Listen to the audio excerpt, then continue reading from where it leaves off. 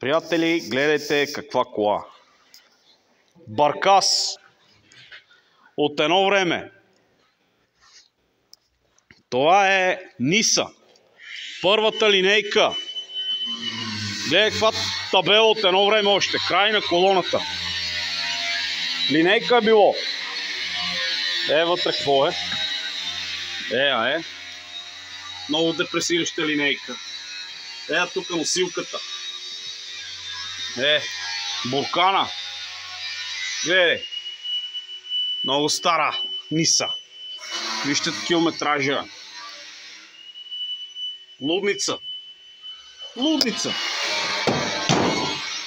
Стара Шкода от едно време. Стари мотори отгоре. Стара бормашина от едно време. Двигателче. И най-вече да ви покажа полски Фиат. Втори модел. Това е стария модел, ето. Той е стария, той е новия. Вижте им разликата в фаровете. Даню все ще намери да реши. Разликата в мигачите. Той е по-малък мигач, то по-голем мигач. То фаровете са му навънка, то са му малко навътре. Демек, по-нов, по-страшен. Татко имаше такъв чисто нов 76-та година от завода. Бял. Горе моторе. Ижета, Карпатита, Балкани. Пълна лудница. Ето го Данчо Тигъра.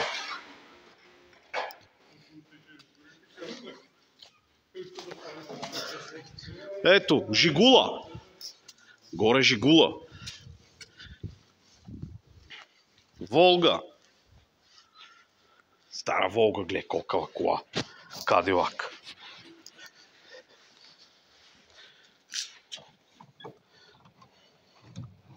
Тя е отворена, бе. Ой.